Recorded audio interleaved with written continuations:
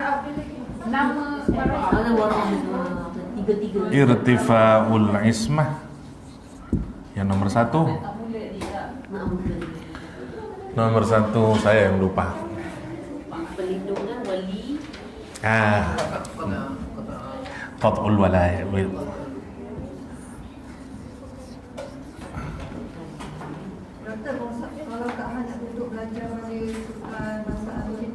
Kalau dimudahkan, petanya menjadi 3 golongan. Oke. Ini konsep baroah. Untuk memudahkan, apa itu baroah? 1. Hilangnya walayah, protection, friendship, apalagi? Ya itulah. Baru and safety. Ya, 3 itu tidak dapat. Kapan? 1. Yang pertama, kepada orang musyrik yang punya with different treaty dengan Nabi yang lebih 4 bulan. Dia punya treaty dengan Nabi, punya perjanjian dengan Nabi, tapi lebih 4 bulan perjanjiannya. Seperti ke Bani Domroh. Ya. Ada Banu Domroh, Nabi melakukan perjanjian 9 bulan. Mereka, kata Nabi, rumusnya, kalau ada perjanjian dengan orang musyrik, ya, karena ini sekarang sudah jadi Islamic State. Kalau ada perjanjian dengan orang musyrik yang lebih dari 4 bulan, conditionnya 1, asal dia yang kusukum, dari kata nakis, tidak mengurangi perjanjiannya, dia taat dengan isi perjanjian. Yang kedua, lam yudhahiru alaikum, tidak mensupport kelompok yang menentang Nabi Muhammad. Kalau 2 ini terpenuhi, maka Nabi diwajibkan memenuhi perjanjian sampai waktu yang ditentukan di sini. Nah, kejadiannya adalah ini sampai 9 bulan. Itu deal yang pertama. Setelah 9 bulan, lain lagi ceritanya, kembali lagi yang ke sini nanti. Oke, ini yang pertama. Yang kedua, ini model ada 3 orang. 1, orang yang ikut dengan perjanjian Hudaybiyah, terutama orang Quraisy, yang mereka melanggar Treaty of Hudaybiyah, yang pertama. Yang kedua, orang yang punya treaty dengan Nabi tapi belum di set limitnya. Berbeda dengan di sini lebih 4 bulan, kalau di sini nggak ada. Dan orang yang tidak punya treaty dengan Nabi, 3-tiganya dapat policy 4 bulan. Dikasih tenggang waktu 4 bulan, oke? Atau istilahnya boleh arba'atu asyhur, boleh asyahrul hurum, atau bulan-bulan yang diharamkan. Metode baroah di dalam Al-Quran itu kalau dimudahkan menjadi 2. Satu namanya tarhib, yang kedua namanya targhib. Yang satu pakai ha, satu pakai ghin. Yang ha artinya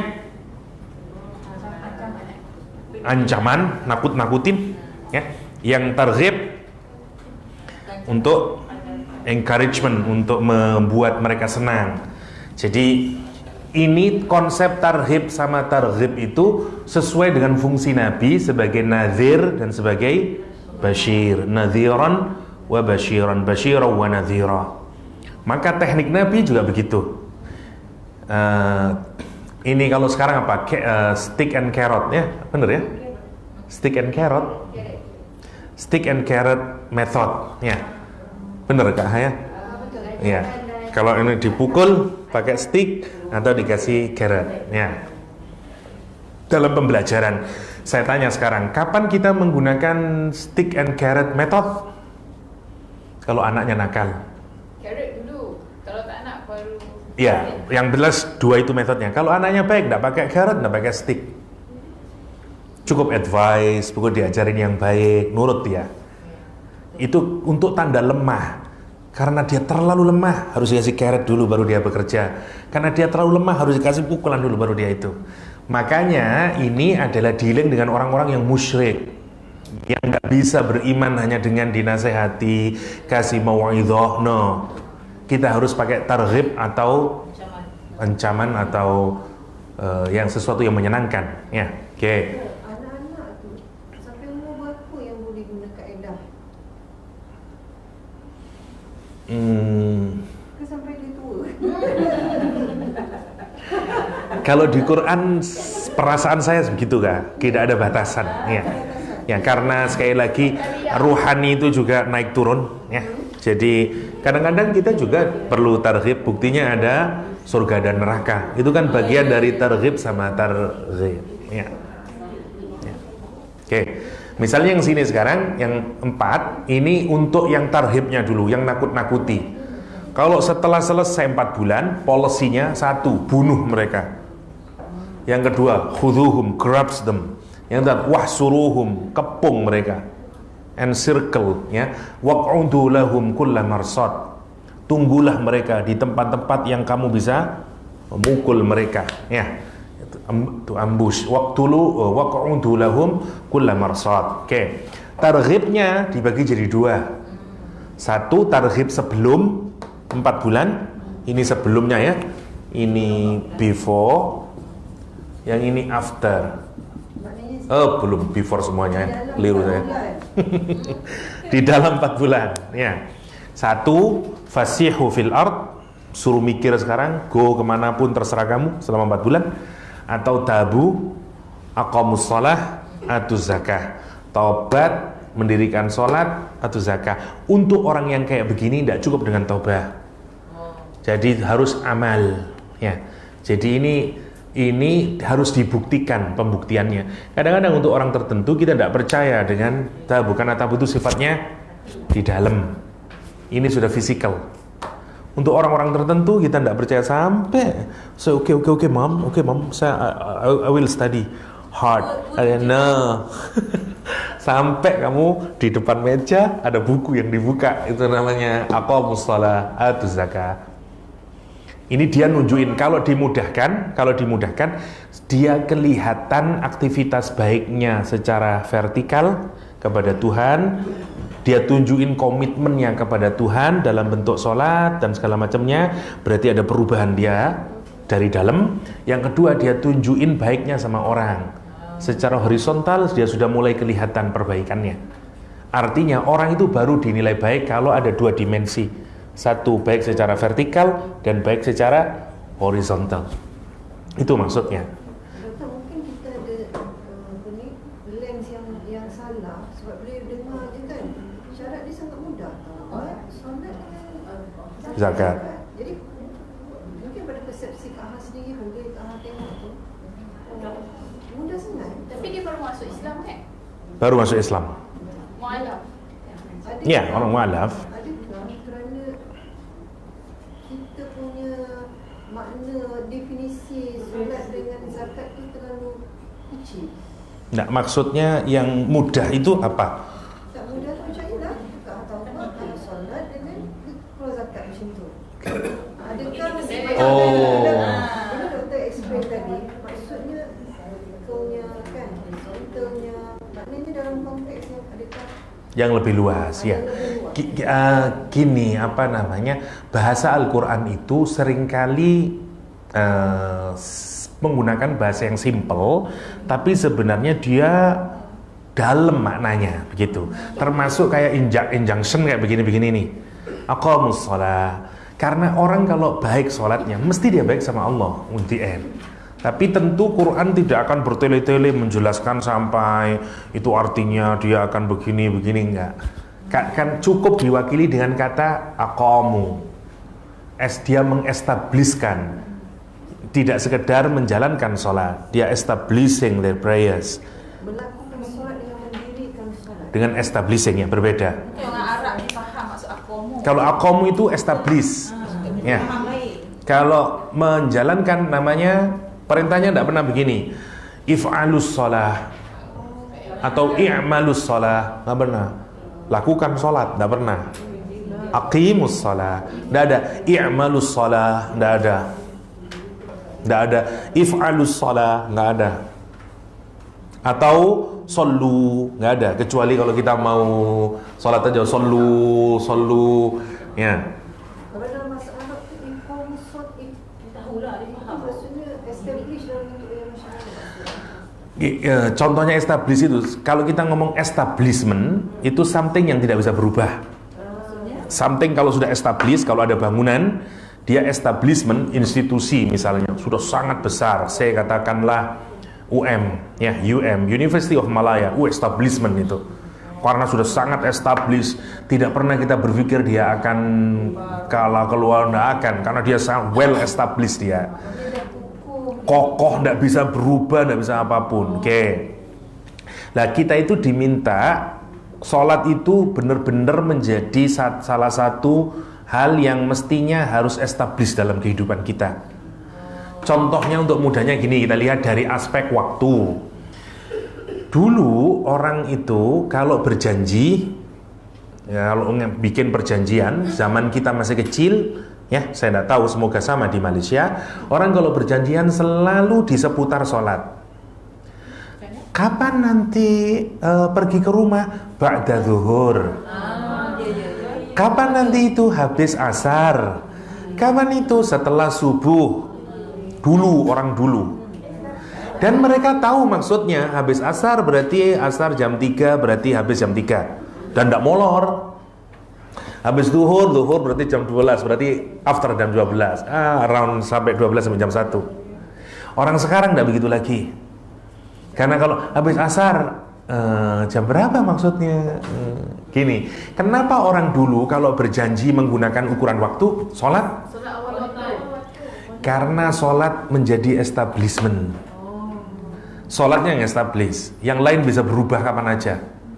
Oke, karena itu semua pada mafhum habis zuhur. Oke, zuhur jam 12. Tidak ada zuhur jam 2, nggak ada. Atau zuhur jam setengah 3, nggak ada. Orang semakin modern, sholat sudah tidak jadi establishment. Itu maksudnya. Karena sholat bisa berubah kapan aja. Sekarang orang, iya ba'da zuhur, tapi jam berapa? Ya, pukul berapa exactnya misalnya. Kenapa? Karena sudah tidak jadi establishment. Itu maksudnya.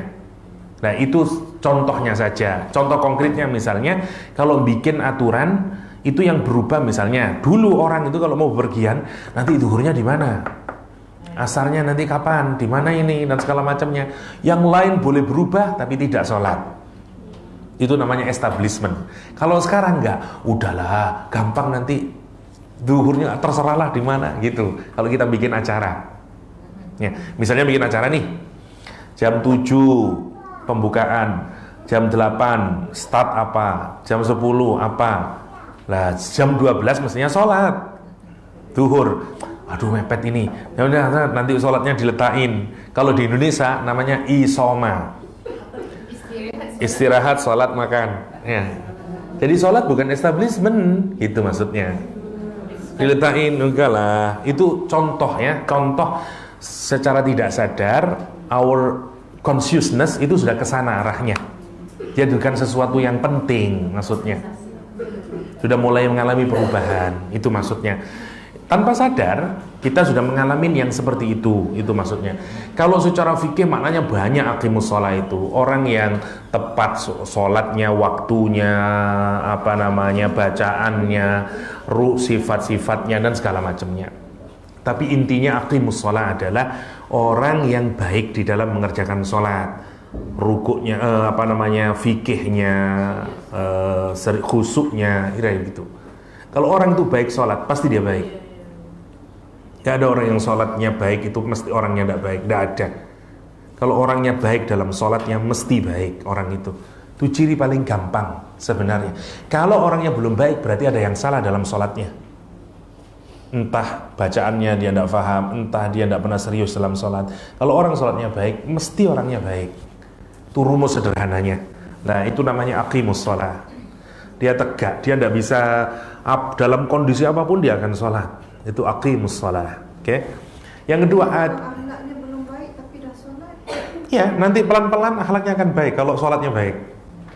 Ada orang mencuri di zaman Nabi, tapi dia sholat, dilaporkan sama Nabi. Kata Nabi, biarkan saja. Kalau sholatnya benar, mencurinya akan hilang. Dan benar Nabi. Nanti kalau sholatnya tidak benar, sholatnya yang akan hilang, mencurinya akan terus. Kalau tidak percaya, lihat aja. Orang yang sholatnya baik, insya Allah orangnya baik. Kenapa orangnya tidak baik? Sholatnya tidak baik. Sholatnya hanya sekedar menjalankan. Karena itu tidak ada efek. Tidak mungkin rumus dari Tuhan itu salah. Inna sholata tanha anil fakhsya wal munkar. Itu sudah rumus. Orang kalau sholatnya baik, dia tidak suka terhadap dua hal. Satu, fakhsya.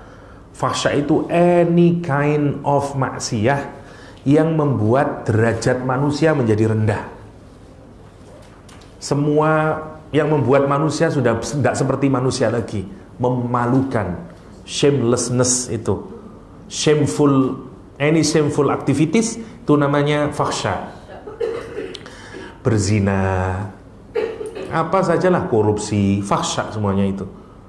Ya, fakhsha wal munkar. Yang munkar semua yang perbuatan membunuh orang dan segala macamnya lah, semua yang munkarat, itu namanya aqimus shalah. La atuz zakah. Yang atuz zakah, lihat kalimat yang menggunakan kata ata. Dulu pernah kita bahas jaa sama ata. Kalau ata mudah, jaa berat. Mudah saja orang itu masih zakat, tidak ada berat rasanya. Nah, itu susah. Ternyata zakat itu berat. Itu baru zakat ya, belum sedekah. Ini ukuran paling minimal sebenarnya. Orang salat, orang zakat diterima sama Allah. Ya. Sebenarnya tidak susah sih. Cuman kan kita ini levelnya tidak hanya kepingin selamat, kita kepingin dapat ridhonya Allah, kepingin dapat yang paling terbaik, itu maksudnya. Kita tidak sekedar hanya pokoknya sholat, pokoknya zakat. Nah, kita kepingin yang jauh lebih baik. Ini ukuran paling minimal. Tabu, aqamu, atuz zakah. Nah, kalau orang ini namanya targhib, asal dapat ini semuanya diampuni. Oke, meskipun dia melakukan itu semuanya, jadi ini tarhib lebih didahulukan dulu, faktulu wa khuduhum, dan segala macamnya diancam dulu. Tapi setelah itu, dan itu selalu indahnya Islam. Islam itu tidak pernah ini dok, selalu ada begitunya, dikombine. Sama, kalau sesuatu yang lebih penting, biasanya didahulukan tekniknya di dalam agama. Karena ini yang jauh lebih penting, ya, faktuluhum wa khuduhum wahsuruhum. Dan ini pertama-tama dulu masih tidak kayak begini. Ini karena sekarang sudah jadi Islamic State, semua harus diatur, udah syariahnya harus jalan. Karena itu ditegaskan, tapi di balik ketegasan masih dikasih offer lagi. Intabu aqamus shalah wa atuz zakah fa khallu sabilahum. Khallu sabilahum. Oke, sabilahum, ya. Ya, fakhallu sabilahum. Biarkan jalan-jalan mereka. Biarin aja udah. Jangan diganggu mereka. Ini. Jadi di sini dikasih sebelum 4 bulan, ini maksud saya yang after, ini before. Sebelumnya sihu fil ard, renungin. Setelah 4 bulan kalau kamu kondisinya ini tabu, sekarang ini kondisinya awalnya ini, kalau kondisinya memenuhi tabu aqamus shalah sabilahum, dikasih ini khallu sabilahum. Kalau di sana dikasih fa'atimu ilaihim ahduhum ila muddatihim, disempurnakan perjanjiannya. Yang di sini khallu sabilahum. Oke. Kalau ngikutin ini tinggal milih sekarang. Lihat, agama kita itu selalu menggunakan semua akal dipakai, karena itu suruh nimbang-nimbang. You mau targhib atau mau targhib? Yang pertama. Yang kedua, tapi tetap dimensinya ada urusan hati juga. Lengkap. Oke. Kalau tidak memenuhi standar ini, dia tidak tabu, dia tidak aqamus shalah, dia tidak atuz zakah, pikiran kita udah habis orang itu. Enggak. Ada option yang berikutnya. Kalau dia mau minta aman, dia belum mau nerima Islam, tidak ngerti, belum ada ketertarikan sama Islam, bagaimana dia mau tobat, bagaimana dia mau selanggar, tapi tidak mau memusuhi. Oke lah, setelah 4 bulan dia mikir-mikir, oke, saya tidak mau masuk Islam, tapi saya juga tidak akan musuhi. Karena itu saya minta perlindungan lah. Lindungi orang yang kayak begitu. Karena sebenarnya dasarnya hatinya baik. Kalau orang yang kayak begitu itu. Kan itu ajirhu fa'ajirhu, kasih perlindungan. Jadi India neighbor, jadi India tetangga. Yasma' kalam Allah, tujuannya untuk apa? Dengerin dia kalamnya Allah. Boleh jadi dia tidak pernah mendengar kalamnya Allah. Ya, satu. Yang kedua, ablighu ma'manah, sampaikan dia ke tempat yang dia merasa aman nanti. Lah, itu tugas kita semuanya yang di situ. Kita harus jadi teman, kita harus menjadi sumber dakwah bagi orang lain. Boleh jadi orang menjadi musyrik, Boleh jadi orang menjadi munafik karena dia tidak pernah mendengar kalamnya Allah. Dia tidak bertetangga dengan kita. Jadi prinsipnya jangan sampai justru orang bertetangga sama kita, justru dia menjauh dari Islam. Kalau kayak begitu modelnya orang Islam, ngapain saya masuk Islam? Pembohong dia. Kalau dia buka toko sering cheating dia. Kalau dia bikin usaha, dan orang tidak tertarik sama Islam. Nah, yang menarik, banyak orang itu tidak tertarik sama Islam karena melihat orang Islam. Itu yang jadi renungan kita. Jangan-jangan kita yang menjadi penyebab orang tidak tertarik sama Islam. Itu yang nanti kita doa, ya Allah, Allahumma la taj'alna fitnatan lilladzi nakafaru. Ya Allah, jangan jadikan kami ini fitnah bagi orang kafir. Banyak orang itu tertarik sama Islam, tapi ngelihat bom-bom, ngelihat teroris, ngelihat orang Islam sebagian perilakunya tidak benar, enggaklah, saya tidak mau masuk Islam dah. Lah, itu kritik kita di sini. Kita ini justru disuruh menjadi tetangga bagi orang yang belum dapat hidayah, agar dia mendengar kalam Allah, melihat kita sebagai wakilnya orang Islam, dan kemudian dia harus merasa aman. Ya, meskipun dia non Muslim. Itu maksudnya. Iya, Kak. Tak tahu sesuai ke tidak nak minta izin kelas. Bila tengok konsep ni, terus terfikir tentang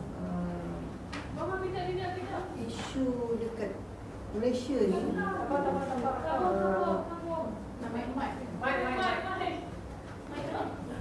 dah hilang ID. Ni nak kaitkan pelajaran pada, especially pada KH sendirilah, nak memahami dalam konteks apa yang berlaku di Malaysia hari ini. Terutamanya bila government baru naik dan isu-isu yang mengatakan kerajaan baru ni liberalismnya very high, tapi ya, kalau saya sendiri melihat situationnya, tak tahu nak menilai, tak tahu nak melihat mana satu pandangan-pandangan yang benar.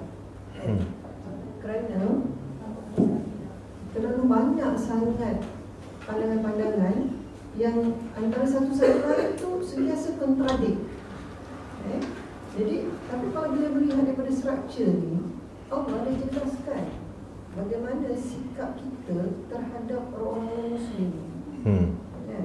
Tapi hari ni kalau kita tengok WhatsApp, social medianya, menakutkan, kita baca pun menakutkan, dan sentiasa ada je mesej-mesej yang sentiasa menyemarakkan, actually macam perkauman.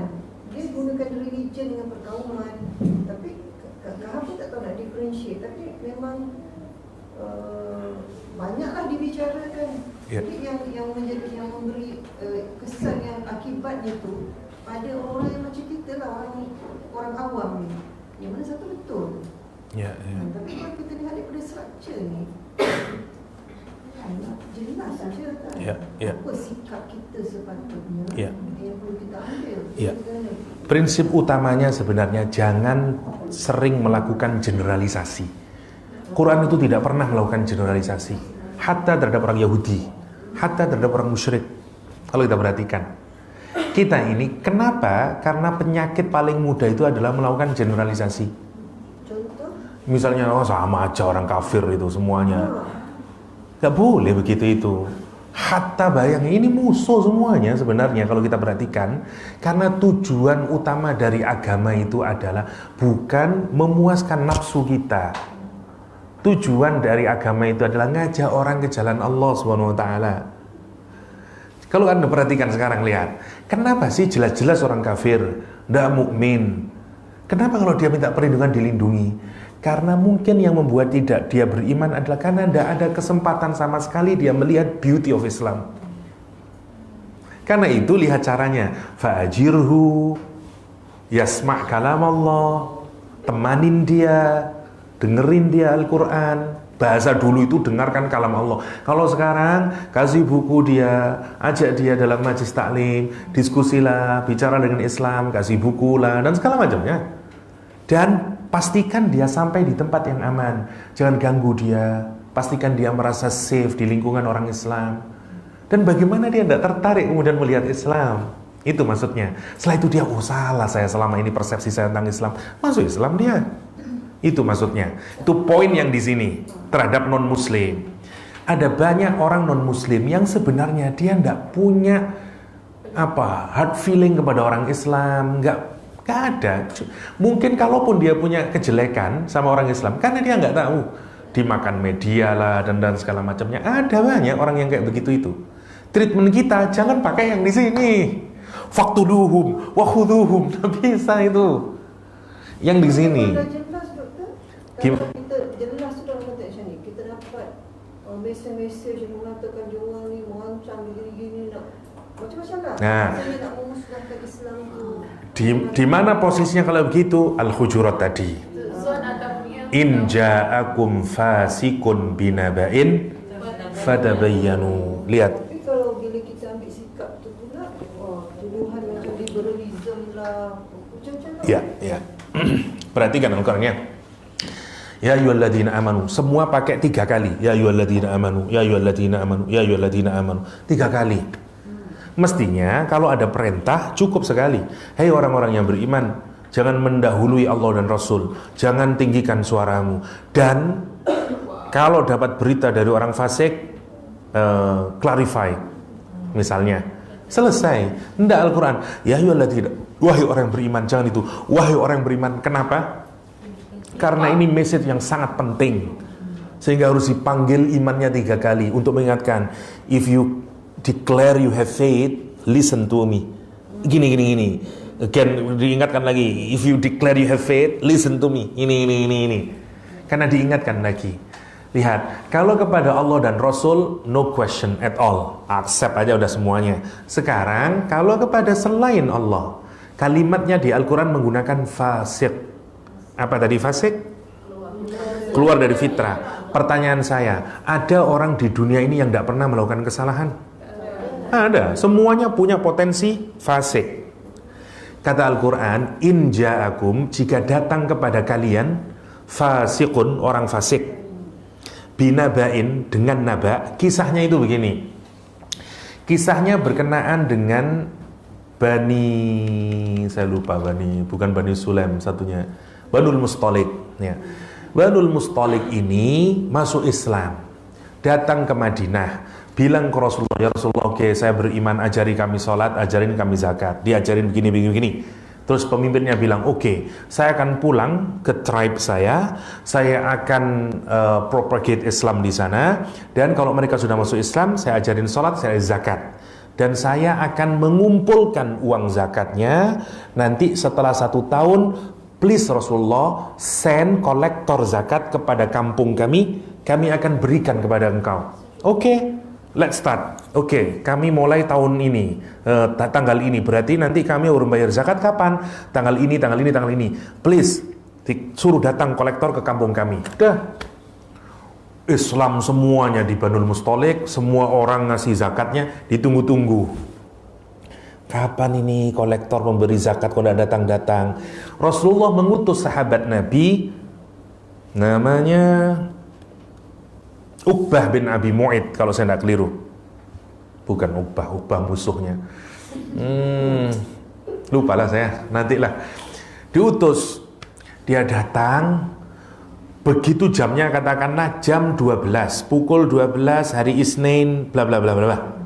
Belum datang-datang, dia kira waduh, ini mungkin Rasulullah marah sama kita karena terlalu lama. Udahlah, kita ambil inisiatif, kita kumpulkan zakat kita pergi ke Madinah, kita berikan langsung sama Nabi. Prepare lah mereka. Begitu dia masih di tengah perjalanan, dia melihat kampungnya kok ramai banget. Utusan Nabi ini, jangan-jangan dia mau menyerang Madinah ini. Setan merubah pikirannya. Dia mau menyerang Madinah ini, tidak mau berikan zakat, pulang lagi ke Madinah. Cerita sama Nabi, Banul Mustalik sekarang siap-siap menyerang Madinah. Bayangkan, siapa yang ngasih berita? Sahabatnya Rasulullah, bukan orang kafir. Ini sahabat Nabi ngasih berita, dan beritanya gila ini. berita perang, hoax ini, fake news. Ya. Habis itu kasih berita, Nabi Muhammad tidak langsung mengutus Khalid bin Walid, go there. Pastikan di sana. Datang ke sana subuh-subuh. Azan berkumandang, apa kata dia? Satu, dia siap perang. Mereka semuanya sudah murtad ya Rasulullah.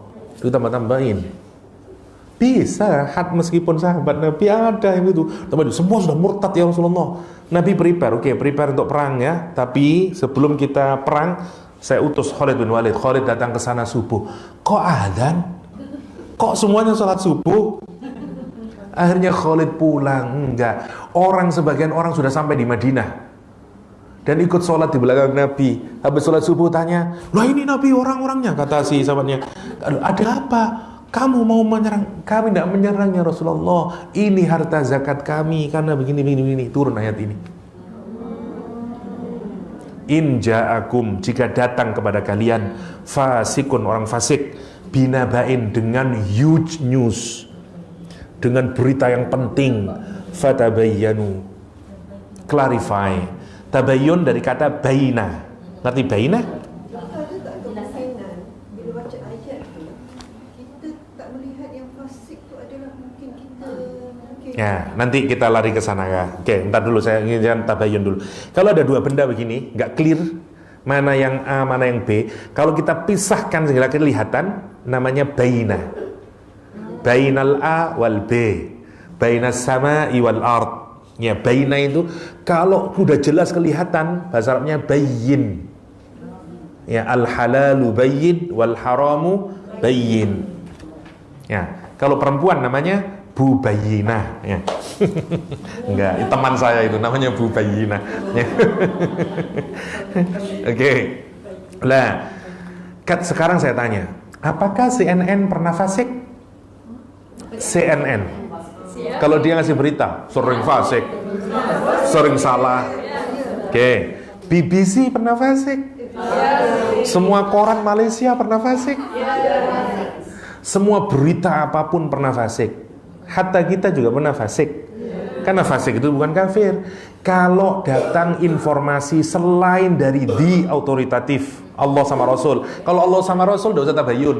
Sami'na wa ata'na. Kalau datang dari selain, check and recheck. Untuk apa? Kalau kamu dari berita itu mau mentranslate menuju aktivitas, menjadi amal, tabayyun dulu. Lihat kalimatnya menarik. Fatabayyan antusibu qauman, karena kamu nanti akan menimpakan kepada satu komunitas bijahalah, disebabkan jahalah, kejahilan. Jahil itu tidak seperti bahasa Melayu. Jahalah itu lawannya 3. Jahil lawannya alim, lawannya akil, lawannya halim. Satu, orang disebut jahil, lawannya alim. Alim orang yang berilmu, berarti jahil orang yang tidak punya ilmu. Orang yang tidak punya ilmu, jahil. Yang pertama, saya tanya, Abu Jahal jahil? Dalam pengertian yang pertama? Tidak. Alim dia. Alim Abu Jahal, hebat dia. Oke. Yang kedua, akil. Orang yang tak berakal. Gini maksudnya, akil dari kata aqala, ya, mengikat artinya.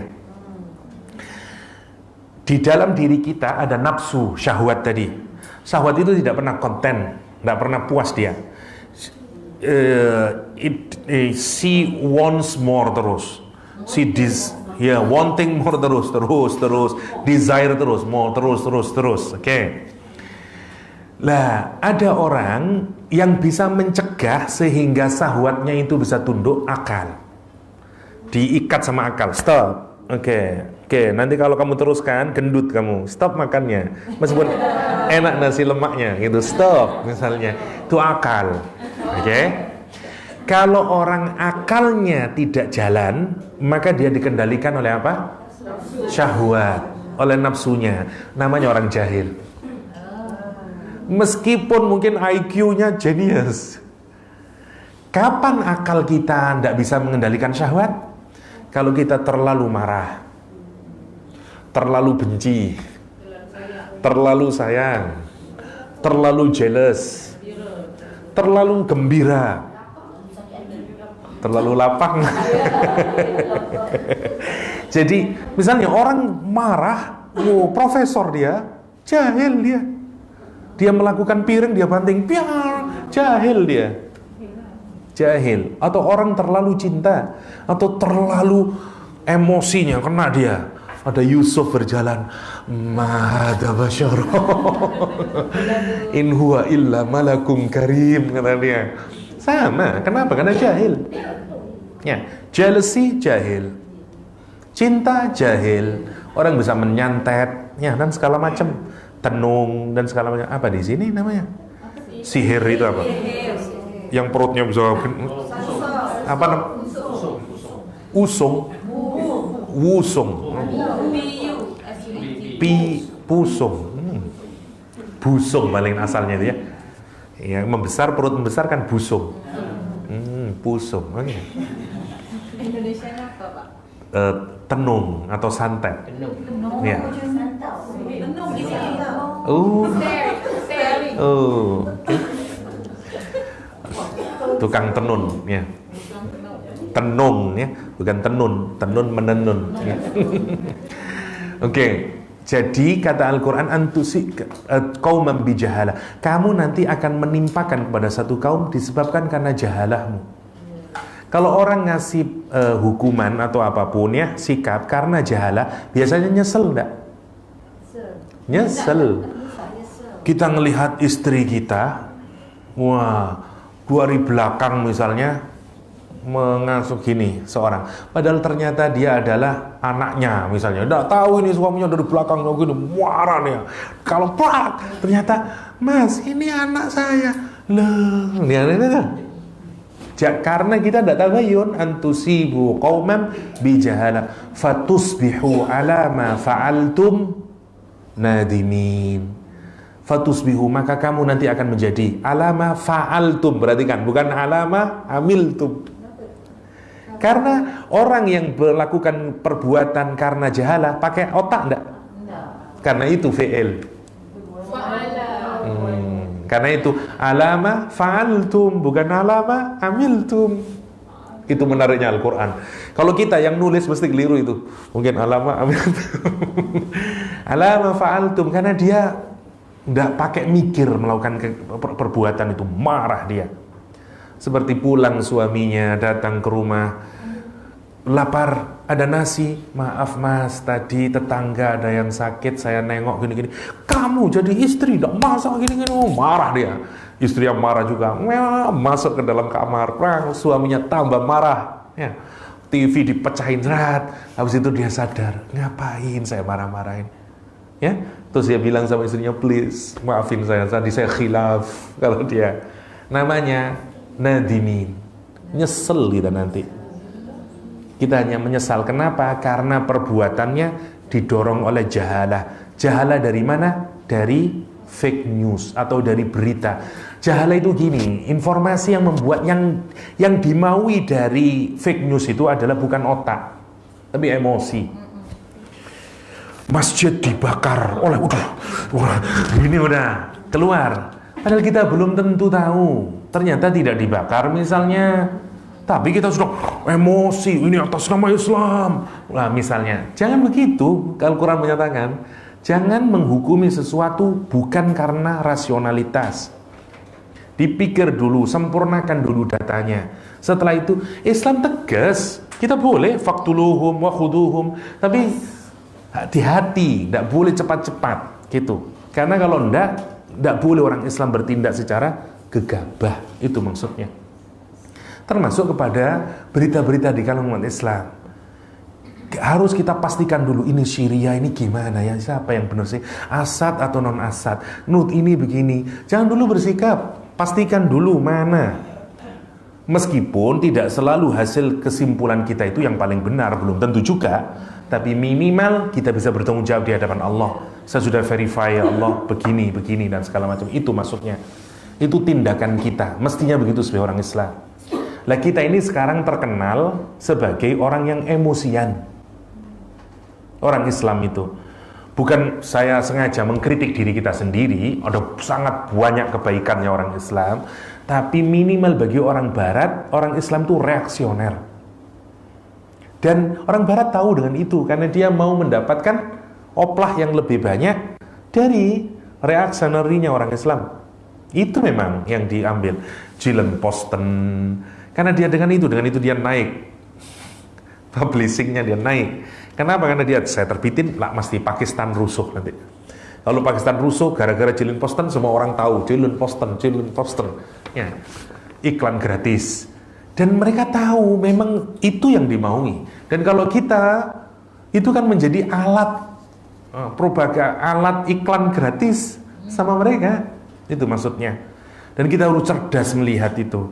Itu maksudnya. Jangan bukan berarti kita lemah, enggak, tapi kita harus melakukan tindakan strategis, tepat dan segala macamnya. Itu maksudnya Al-Qur'anul Karim. Dan itu etika kita. Ya. Oh ya, yang ketiga halim. Halim itu orang yang super duper sabar. Patient, ya. Itu orang halim. Orang jahil, orang yang tidak bisa halim. Nabi Ismail halim. Ghulamun halim, kata Al-Qur'anul Karim. Nggih. Macam saya nak kaitkan dengan politik Indonesia kan. Jadi kita yang sekarang di Indonesia baru lebih banyak ramai pemimpin-pemimpin yang Ya. Jadi ramai juga ulama kata kita tidak boleh ada kafir yang memimpin kita. Jadi macam mana pandangan kita? Ya. Ini agak ruwet ya. Satu, prinsip dasar kita ambil yang fikih dulu. Yang semua sepakat para ulama, tidak ada perbedaan di dalamnya, sepakat tidak boleh pemimpin tertingginya umat Islam kufur, tidak boleh. Nah, pemimpin tertinggi itu jadi perbedaan kemudian. Apakah levelnya pemimpin internasional atau levelnya pemimpin nasional? Ikhtilafnya di situ. Ada yang menganggap pemimpin nasional karena sudah tidak ada khilafah. Jadi kalau Mahathir yang naudzubillah ya, yang non muslim tidak boleh. Tapi kalau di bawahnya boleh. Ini saya tidak ngomong dalilnya ya, terlalu banyak ya. Misalnya Umar punya sekretaris yang non muslim dan segala macamnya. Jadi kalau pemimpin di bawahnya secara hukum fikih masih banyak yang membolehkan. Misalnya governornya atau mayornya atau apalah dan segala macamnya. Tapi kalau pemimpin tertingginya tidak boleh. Nah, meskipun tentu nanti ada sekali lagi perbedaan pendapat. Ada yang menyatakan meskipun pemimpin yang itu juga tidak boleh. Itu yang terjadi pada Ahok dulu di Indonesia. Ya. Karena ulama menyatakan yang lebih banyak diterima adalah tidak boleh memimpin pemimpin non muslim. Karena betapapun mudorotnya lebih banyak. Dengan pertimbangan mudorot boleh aja. Ya, sehingga tidak boleh memimpin. Nah sekarang kalau menteri sebenarnya bukan lebih tidak kita lihat sebagai pemimpin sebenarnya. Dia kan perpanjangan tangan dari Mahathir, the extension of Mahathir power kan sebenarnya ministry itu. Beda dengan misalnya kayak mayor atau saya tidak tahu kayak governor. Dia yang running satu city, nah dia lebih memimpin. Yang kayak begitu sebaiknya muslim. Ya, tapi kalau kayak ministry itu nggak bisa, itu polisinya Mahathir. Dia cuma menjalankan terus ke bawah begitu.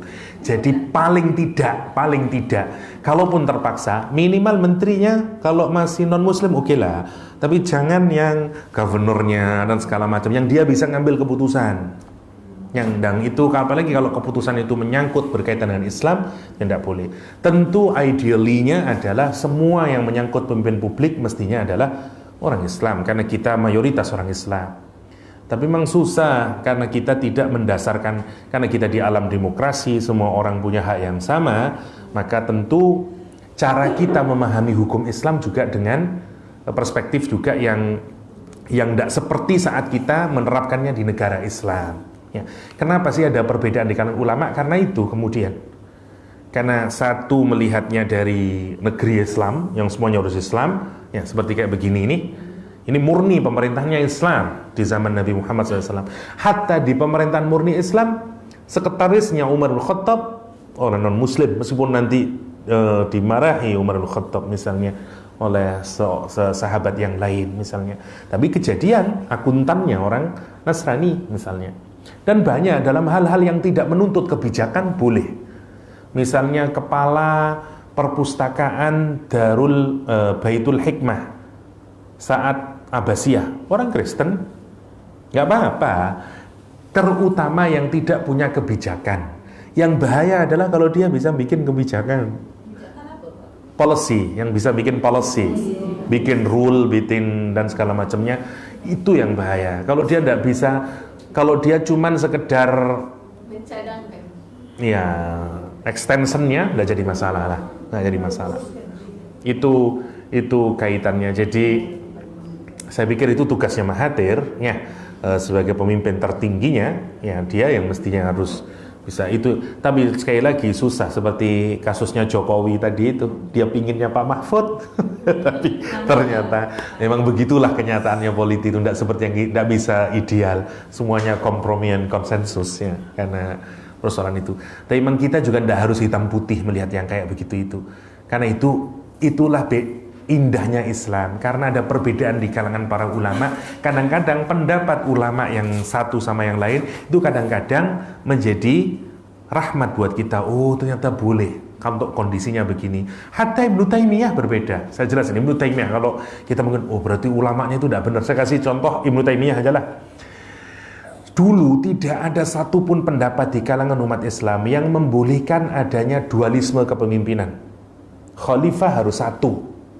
Hadisnya jelas, kalau ada dua imam, bunuhlah yang satu, kata Rasulullah. Kenapa? Karena tidak akan ada persatuan dalam Islam. Karena sistemnya dulu adalah khalifat. Kalau ada khalifat, khalif harus satu, khalifah harus satu.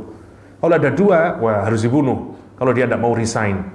Karena tidak mungkin terjadi dualisme kepemimpinan. Oke. Tapi zaman berubah. Dulu kecil wilayahnya umat Islam. Berubah-berubah, satu orang tidak bisa mimpin. Karena besar. Di masa Abbasiyah mulai banyak sultan-sultan kecil. Kata Ibnu Taimiyah menyatakan sultan-sultan yang kecil itu boleh, karena mereka sesungguhnya adalah kelanjutannya dari khalifah. Jadi boleh. Hukum awalnya tidak boleh, jadi boleh. Itu pendapatnya Ibnu Taimiyah. Itu maksud saya. Jadi begini ya, untuk dimudahkan. Quran sama hadis itu sumber hukum. Sementara pendapat ulama, hasil keputusan namanya fikih, namanya qanun, namanya fikih. Fikih itu hasil ekstrak kita atau ulama terhadap Quran sama hadis yang disesuaikan dengan konteks. Karena itu boleh jadi berbeda. Ya, jadi untuk mudahnya begini, kalau dalam usul fikih itu, jadi Quran plus hadis. Oke. Kalau ini 100% benar, nggak ada salahnya. Tapi dia kan perlu dikontekstualisasikan kalau menjadi hukum positif. Oke. Misalnya di Egypt, Imam Syafi'i. Wah, dia memahami, oh konteksnya begini. Lahirlah namanya fikih. Jadi fikih itu tidak sama dengan Quran sama hadis. Fikih berasal dari Quran dan hadis, dari ekstrak, dipikirin dia segala macamnya sampai jadi fikih. Itu maksudnya. Contoh, saya kasih contoh yang mudah wis. Untuk mentalak, sebenarnya menurut aturan hadis, laki-laki cukup hanya dengan saya talak kamu, pulang saja ke rumah orang tuamu, jatuh talak. Satu, ya. Kalau di Indonesia tidak bisa jatuh talak. Kenapa?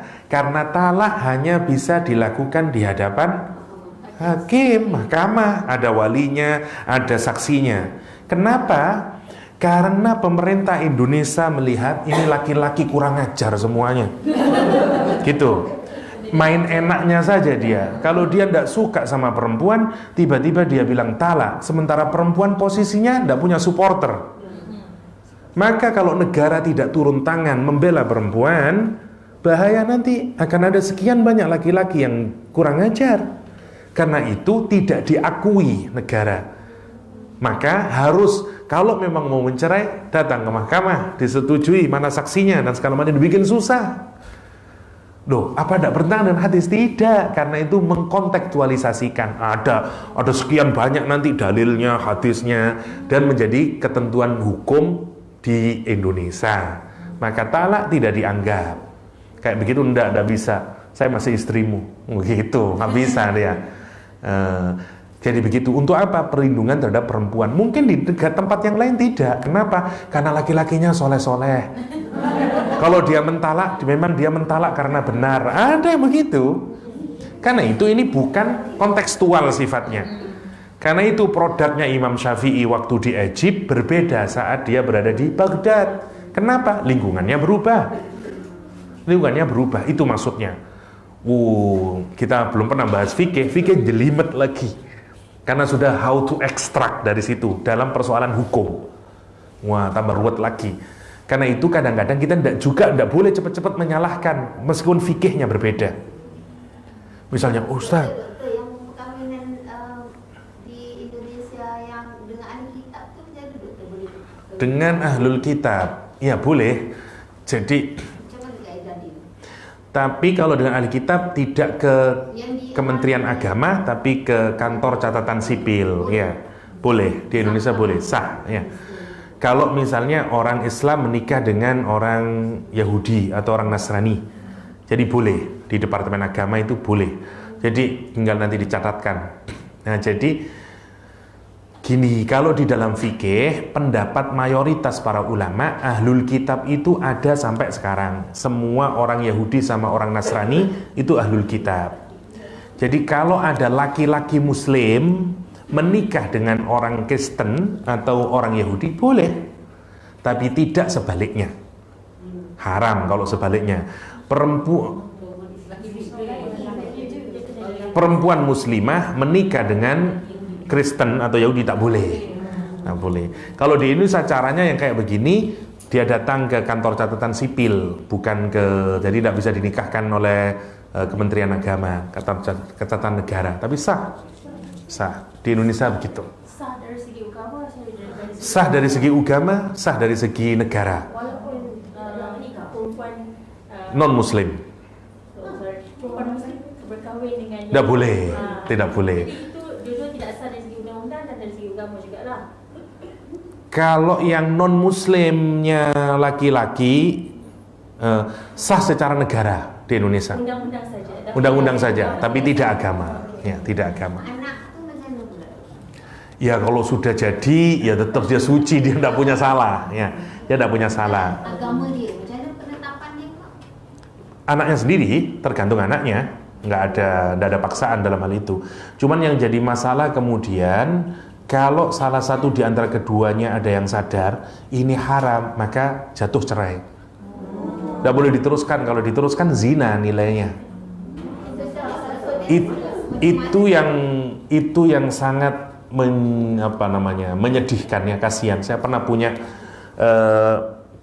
mahasiswa yang mulai belajar Islam, ngaji dulu di Jakarta, belajar private course tentang Islam, pinter anaknya. Lah, ibunya itu Muslim, ayahnya Kristen, salah satu dokter di Indonesia, dan ibunya tidak kenal agama lah, orang umum tidak kenal agama, menikah aja. Anaknya tumbuh lebih baik, kenal Islam, terus dia tahu, bapak ibu saya itu berarti berzina terus Ustaz, kata dia, karena dia tidak boleh secara agama. Nah, terus dia stres dia, bagaimana mikirin tuh saya ini anak apa, kata dia. Kasihan memang. Ada banyak cobaan, kita tidak diuji seperti itu oleh Allah SWT. Ya, ada orang yang diuji kayak begitu, tapi alhamdulillah anaknya keren menurut saya, sukses dia, pinter anaknya. Tapi saya tidak tahu ujungnya. Nah, ini yang bahaya adalah kalau ibunya terus tahu, Bu, karena kalau orang itu tahu dan hukumnya, maka secara hukum batal. Maka dia tidak bisa jadi suami istri lagi. Sama lah dengan saat turun hukum bahwa tidak sah orang perempuan muslimah menikah dengan non muslim, maka orang yang menikah dengan sendirinya batal, kecuali yang laki-laki masuk Islam, meskipun tidak sholat, tidak apa-apa, sah tetap. Kayak beberapa Mak Saleh di sini ya, bule Mak Saleh yang menikah hanya karena yang masuk Islam hanya karena ya tidak apa-apa, tetap Islam kayak begitu itu, meskipun tidak ada iman. Dia cuma pura-pura Ustadz hanya untuk menikah, ternyata setelah menikah juga tidak sholat. Ya, Udah hanya Mak Saleh, ya. Orang Melayu juga ada yang tidak sholat. Itu maksudnya. Jadi beda, kita tidak boleh judging kalau begitu. Selama dia masih Islam meskipun tidak beramal, tetap sah. Kecuali dia kembali lagi tidak menjadi Muslim, itu yang tidak boleh. Itu yang tidak boleh. Memang kasihan, itu penik. Karena itu